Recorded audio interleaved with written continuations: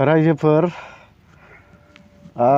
भटआ जोंना सफैनोसैलाय माने इलेक्सन फैनोसैलायनाय बावला माने इलेक्सनाथ' एसेब्लाबो गोबाव दङ नालाय थ' अब्लाबो माने इलेक्सननि बारा एकदम दुंहाव थासारि बारनोसैलाय ओमफ्राय एक्स एनडिएफबि नि रन्जन दैमारि सारनि जेलाव थानाय एनडिएफबि फोरनि फुरा भाइराल जाथारनोसैलाय रायजोफोर माने सिजन बाय सिजनसो जायो नालाय बे बुस्थुआ जेब्ला नांगौ अब्लासो माने बिसिनि जे एक्स एनडिएफबि नि नामखौ रन्जन दैमारि सारनि नामखौ ओमफ्राय जेलाव थानाय एक्स एनडिएफबि माने इउज खालामगोन नालाय माने मेन राजनितिकआ रोदायानो बिसिनो जाहैबाय नालाय एक्स एनडिएफबि दैमारि सार बिथांमोननि दारैसो राजनितिकआ माने स्टार्ट जायो नालाय दिनैनि दिनावथ' नोंथांमोनहाबो अलरेडि मिथिखागौ जे राजनितिकआ सोरनि दारैहाय माने स्ट्रं जायो सोरनि दारै गोरा जायो सोरबायदि मानसिनि नामखौ लायोबा सोरबायदि मानसिखौ माने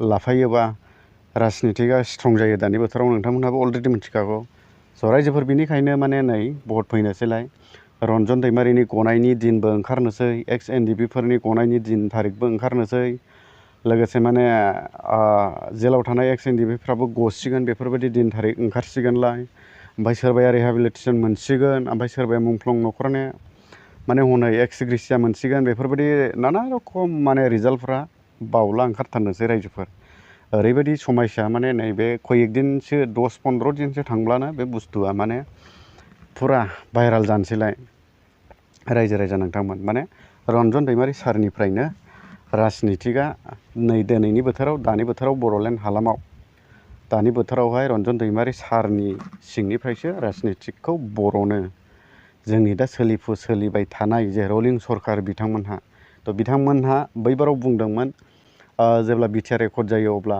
बिटिआर एकर्डजोंनो लोगोसे गासैबो रन्जन दैमारि सोरबा जेलाव थानाय एक्स एनडिएफबि सोरबा चाइनायाव थानाय एक्स एनडिएफबि सोरबा भुटानाव जेलाव थानाय एक्स एनडिएफबि बिथांमोनहा गासिबो बिथांमोननि केसा गासिबो क्ल'ज जाजोबगोन लोगोसे बिथांमोनहा माने उदां अख्राङाव दाउसिनफोर बायदि बिरबाय फैनो मोनगोन गामियाव थानानै सुख सान्थि थानानै न'खराव थानानै सुख सान्थियै माने संसार जानो मोनफैसिगोन बे खोथाखौ गोबां लिडारफ्रा बुंदों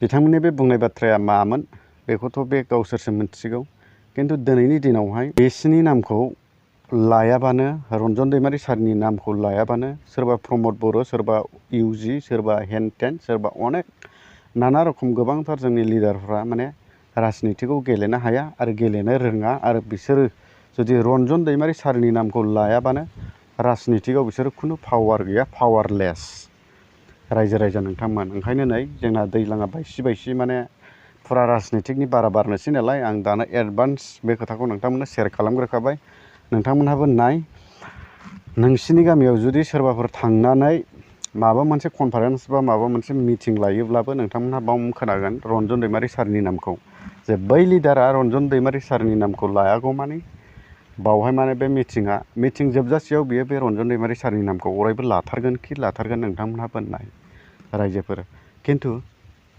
दिनैनि दिनावहाय रन्जन दैमारिया जुदि इसिग्राब माने पावारफुलब्ला आरो रन्जन दैमारि सारनि नामखौ जुदि गासैबो बुस्थुआव लानो गोनां जायोब्ला रायजो राजाफोर नोंथांमोनाबो सिन्था खालाम सोरबा प्रमदआनो होन सोरबा इउजिआनो होन सोरबा रोंगोरायानो होन सोरबा उरखावानो अनेक माने ना गोबां लिडारफ्रा माने रन्जन दैमारि सारनि नामखौ लानो गोनां जायो आरो मानो लानो गोनां जायो नोंथांमोनहा अलरेडि बेखौ सालिजारि खालाम रायजो राजाफोर दिनैनि दिनाव लानो गोनां जायोब्ला रन्जन दैमारि सारखौ मानो बख'नो हाया रायजो राजा नोंथांमोननि सोंलुआबो बेनो आंनि सोंलुआबो बेनो थ' बैबाराव प्रमद बिथांमोनहा बुंदोंमोन एकर्डजों लोगोसे गासैबो माने अल वार्ल्डआवनो माने एकर्ड जानाय लोगो लोगो बबेबा देशनि बा बबेबा स्टेटनि सासे जे गावनि जाथिखौ फोथांनानै लाखिनो थाखाय जे गाव लिडार जानानै ओंखारनाय मानसिया खुनु दिन जेलाव दिनैसिम थाफेराखै आरो रेकर्ड गैया हिसाबै खिन्थु आंनि मोनथिनायाव आंनि नुनायाव जे अल वार्ल्डआव जोंनि BTCआवनो फार्स्ट रेकर्ड जागोन जे एकर्ड जासेयावबो जे एकर्ड खालामग्रा मानसियानो जेलाव थाबाय थानांनाय एकर्ड जानायनि सिगां रन्जन दैमारि सारनि केसा कनभिक्टेड नङामोन। थ' एकर्ड जाखांनानैसो बोरै कनभिक्टेड जाखो रायजो राजा नोंथांमोनहाबो बे मोनसे बाथ्राखौ सिन्था खालाम। दिनै एकर्ड जानायनि सिगां गोबां मानसिया बुंदों आरो एकर्ड जानायनि सिगां गोबां मानसिया रन्जन दैमारि सारनि केसखौ मिन्थिगौ अबे लाइननि मा सिस्टेमनि। आरो दिनै एकर्ड जाखांनानै 2 बोसोर गाहाम थांनानैसो रन्जन दैमारिनि सारनि केसा कनभिक्टेड। एकर्ड जानायनि सिगां जाय मानसिनि केसा कनभिक्टेड नङामोन ओमफ्राय एकर्ड जाखांनानैसो 2 बोसोर गाहाम थांनानैसो अबाव दाय मावनायनि अबाव मा मावबावनायनि एकर्ड जाखांनायनि समावसो अबाव माबा मोनसे गोदान जे माबा मोनसे दाय मावबावनायनि जुनै रन्जन दैमारि सारनि केसा कनभिक्टेड जाखो। रायजो राजा नोंथांमोना मिथिखागौ, नोंथांमोनहाबो मोजां सिन्था खालाम। थ' बे बाथ्राया सैथो ना हसा ना मिसा। आरो जों गोबां रायजो राजाफ्रा सानो जे जुक्ति गैखाया बर' जाथिफ्रा, बेखायनो जों गासैबो रन्जन दैमारि सारजों हेफाजाब नालाय, जोङो रन्जन दैमारि सारजोंनो सापर्ट नालाय, रन्जन दैमारिखौ जेलाव थानानैनो इलेक्सन गेलेहोदो बेफोरबायदि अनेक रायजो राजाफ्रा जोंना बुङो, रायज्लायो। खिन्थु कनभिक्टेड केसखौ बिसोरो मानि थाखाय नाम खालामदों जेन' रन्जन दैमारि सारा जेलाव थानानैबो इलेक्सन गेलेनो दाहाथों। माने सानसेब्लाबो बर' जाथिया खौसेखौ नागिरगोन नालाय, दिनै खौसे जायोब्ला रन्जन दैमारि सारखौ नांगौ जोंनो। आरो रन्जन दैमारि सारखौ जोङो मोनोब्ला रन्जन दैमारि सारनो माखौ नांगौ? पलिटिकेल पावारखौ नांगौ। आरो रन्जन दैमारि सारा जुदि कनभिक्टेड केस थायोब्ला बे जेलाव थानानैबो इलेक्सन गेलेनो हानायनि पावार गैया। थ' बेखायनो रायजो राजा नोंथांमोन, एकर्ड जानायनि सिगां XNDP-निफ्राय रावनिबो केसा कनभिक्टेड गैयामोन। आरो एकर्ड जाखांनानैसो दिनै रन्जन दैमारि सारनि केसा, माने एकर्ड जाखांनानै थांनानैसो 2 बोसोर गाहाम थांनानैसो रन्जन दैमारिनि सारनि केसा मायाव गोलैखो? कनभिक्टेडआव गोलैबाय। मा बेफोरो? मा जोंनि बिटिआर हालामनि जे बिटिआरनि चिफ एक्जिकिउटिभ मेम्बार, जों लोगोसे EMनो MCLAनो गासैबो बिथांमोनहा मा रन्जन दैमारि सारखौ निस्सय बख'नो गिदों। अलरेडि बख'नो गिबाय। रायजो राजा नोंथांमोन, रन्जन दैमारि सारखौ जुदि बख'नो गोसोब्ला बिथांमोनहा हायिनि खोथा गैया। हायो, बिथांमोनहा बख'नो हायो आरो अलरेडि बिथांमोनहा गनानैनो दंखायो। जास्ट माने बेखौ जोंनि बिटिआरनि आसामनि मोननैनि, जोंनि काउन्सिलनि जोंनि स्टेटनि मोननैजों लोगो नांनानैसो बे बुस्थुखौ माने जब्द खालामनानै दोनदों। जेन' राजनितिकनि हालामाव गुलुं गुजुं दाजाथों होननानै। दिनैनि दिनाव जोङो बेखौसो बुजिगोन।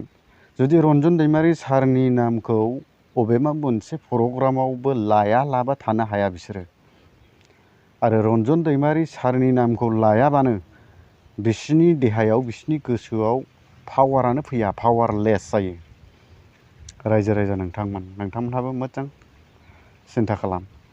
नोंथांमोनहाबो नुखादों, जेरावखि जाया माने प्रमद आं होनखाबाय, गासैबो माने दैदेनगिरिफ्रानो अबेबायाव कनफारेन्स माबा मोनसे मिटिं बाव रन्जन दैमारि सारनि नामखौ लाथारनांगोन आरोखि ना। मिटिं जोबजासेयाव खनसेब्लाबो सासे मानसिया रन्जन दैमारि सारनि नामखौ लानांगोन, XNDP-नि नामखौ लानांगोन। लायाबा उफायानो गैया बिसोरो। जायनि जाहोनाव दिनैसिम रन्जन दैमारि सारखौ जेलनिफ्राय उदां खालामाखै बिसोरो, जाय दैदेनगिरि बिथांमोन दानि सोलिफुबाय थानाय रायजो राजा नोंथांमोन।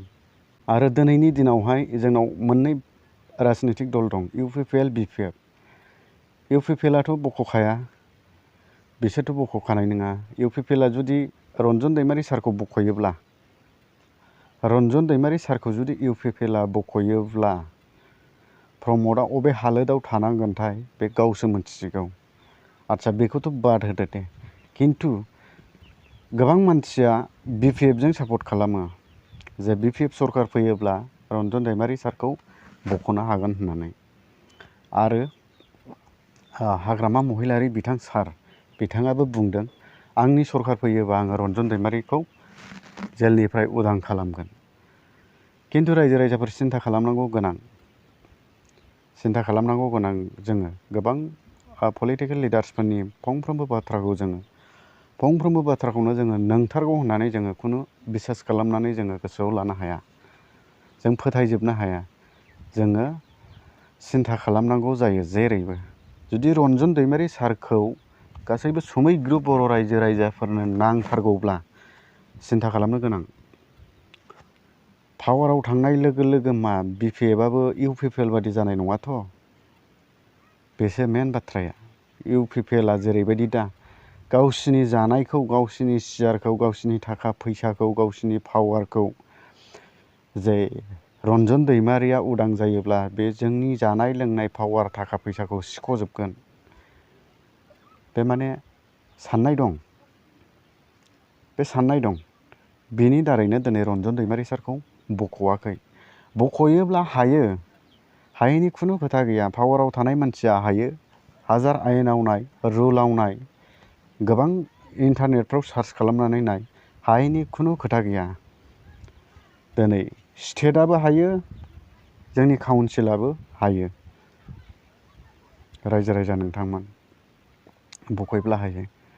खिन्थु बै समावहाय जुदि BPFआ देरहानानै थाङोब्ला, दिनैनि दिनावथ' BPFआ बुंदों आं देरहानानै थाङोब्ला, आं सरखार दायोब्ला आङो निस्सय ex-NDP जेलाव थानाय गासै ex-NDPखौ आरो लोगोसे रन्जन दैमारि सार बिथांखौ जेलनिफ्राय उदां खालामगोन।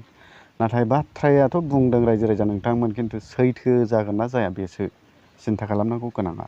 हाग्रामा साराबो बै समाव मा बुंदोंमोन बेखौबो नोंथांमोना सिन्था खालामहर। आरो दिनैनि समाव प्रमद बिथाङा मा बुंखो नोंथांमोनहा बेखौबो सिन्था खालाम।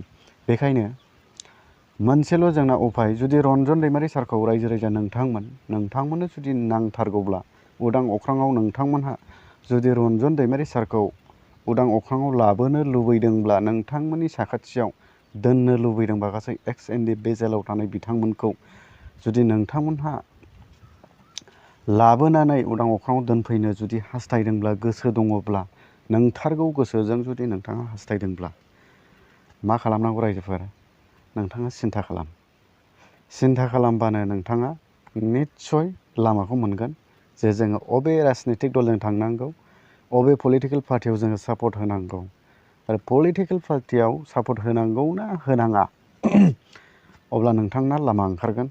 आरो नोंथांमोनहा बेफोरबायदि बाथ्राखौ अलरेडि मोनथिखागौ, बुजिखागौ।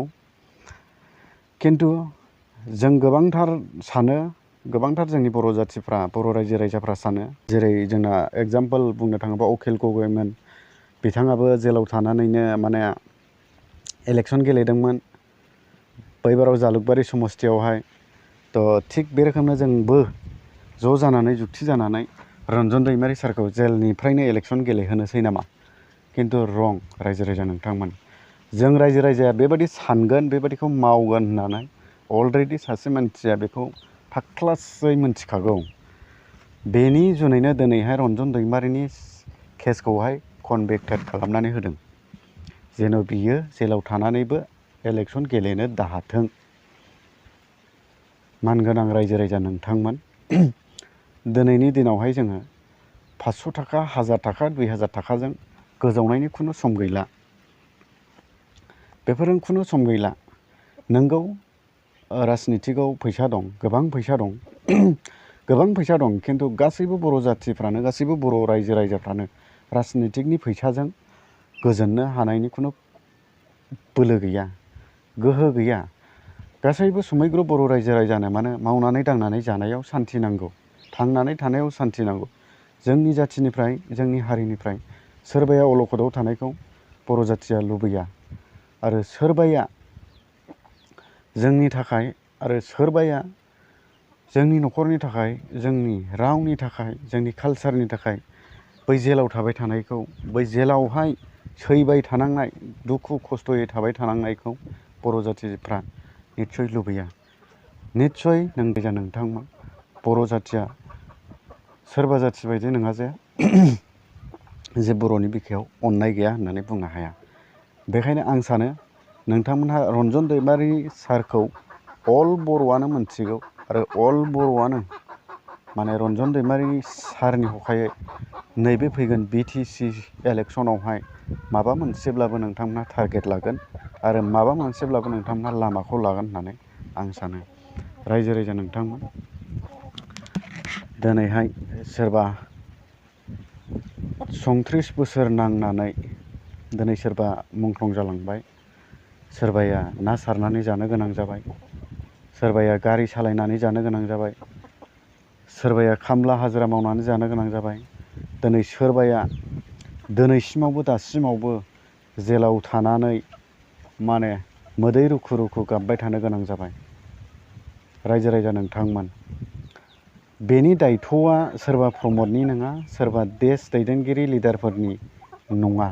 दिनैनि दिनाव नोंथांमोनहा बेखौ बिथांमोनखौ बख'नायनि, बिथांमोनखौ अलखदनिफ्राय बोखांनायनि जे दायथ'खौ सोरबा लिडारनाव दा खोख्लैसै आरो सोरबा दैदेनगिरिफोरनाव नोंथांमोनहा थासथा खालामसै।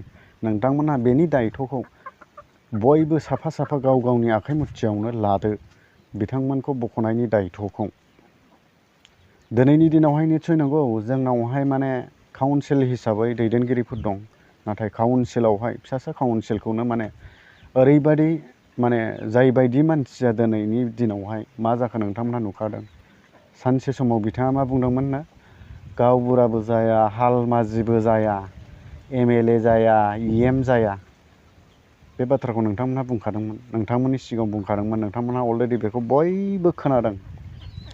आरो दिनैनि दिनावहाय मा, जायबायदि मानसिया दिनैहाय चिफ एक्जिकिउटिभ जानो मोनबाय मोनसे काउन्सिलनि आरो सोरनि दुवारै जानो मोनदों, बिथाङा खिन्थु बेखौ गोसोआव दं, मावनो हायो, पावारा दं, नाथाय मानि जुनै गावनि आथिं सिङाव दोननानै लादों, गावनि जाथिखौ अलखदाव खोख्लैगासिनो दं, बेखौ बिथाङासो मिथिगौ।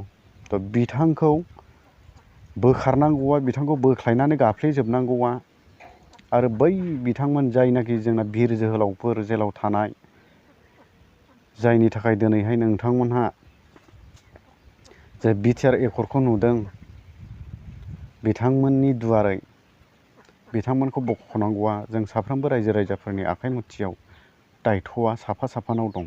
रायजो राजा नोंथांमोन, आं गोलाव भिडिअ खालामनो आं सानाखै, खिन्थु फैबाय थानाय इलेक्सना जोंना दुंहाव थासारि जानोसै, मोख्रा मोसानाय बायदि मोसाहोजोब जोंनि BTC काउन्सिलनि लिडारफोरखौ बुंखानाय थाबाय। 500 थाखा 1000 थाखा फैसानि जुनै नोंथाङा बेनो भट दाहो, नोंथाङा फैसाखौ हागौ बिसोरनिफ्राय देख'नानै जा, खिन्थु भटखौ जेब्लाबो बिसोरनो दाहो। रायजो राजा नोंथांमोन, रायजोफोरा आंनि दिनैनि गुसुं भिडिअ बेनोमोन। नोंथांमोनहा भिडिअखौ नायनानै मा रोखोम मोनदों? जुदि मोजां मोनबायबा मोनसे लाइक खालामदो आरो मोजां मोनाखैबा नोंथांमोननि खोथा। थ' रायजोफोर, लास्टआव मोनसेल' बाथ्रा, कमेन्टखौ खालामनो दाबावथार, कमेन्ट खालाम। थ' बाय बाय, थेंक इउ।